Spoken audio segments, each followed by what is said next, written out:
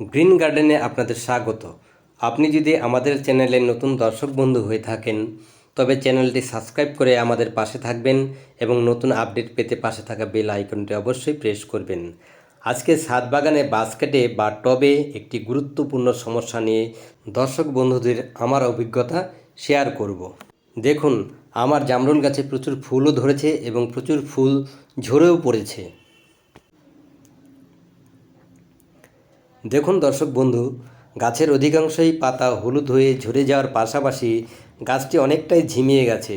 এর কারণ হিসাবে অনেকে বলবেন যে গাছের গোড়ায় জল আটকে গেছে, কিন্তু ড্রেনেজ সিস্টেম খুব সুন্দর করেই দেওয়া আছে এবং গাছের গোড়া মাটি শুকনো খটখটেও নেই।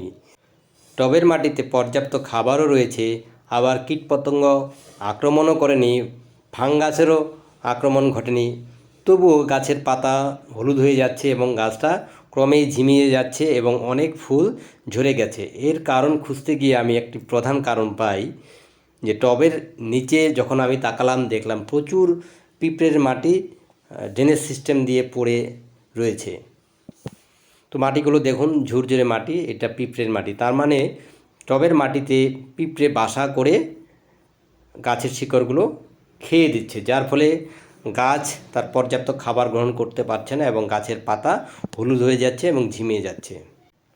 টব ভেঙে পিঁপড়ে মারা সম্ভব নয়, কাজেই যে কোনো কন্ট্যাক্ট বেস কীটনাশক যেমন সাইপারমেথ্রিন কম্পোজিশনের কীটনাশক 1/2 ml 1 লিটার জলে মিশিয়ে টবের মাটিকে ভিজিয়ে দিলেই পিঁপড়ে মারা পড়ে যাবে, অথবা পিঁপড়ে টবের ফুটো দিয়ে বাইরে চলে আসবে। দেখুন, আমার প্রচুর পিঁপড়ে বাইরে চলে আসছে। তো এগুলোকে টিপে মেরে দিলেই হবে এবং ভিতরে যা রয়েছে পিঁপড়ে বা পিঁপড়ের ডিম, সেটা কন্ট্যাক্ট বেস কীটনাশক সাইপারমেথ্রিনের সংস্পর্শে আসলেই মরে যাবে।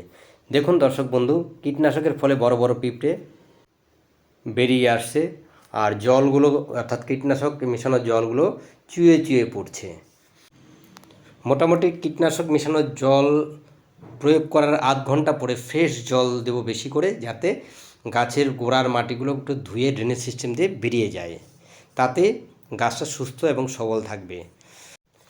যে কোনো গাছের গোড়ায় যদি পিঁপড়ে বাসা করে তাহলে এই পদ্ধতি প্রয়োগ করলে পিঁপড়ে মারা সম্ভব, খুব সহজেই হবে। কাজেই মাঝে মধ্যেই টবের নিচে খেয়াল রাখতে হবে পিঁপড়ের মাটি আছে কি না। ধন্যবাদ, সুস্থ থাকবেন, ভালো থাকবেন।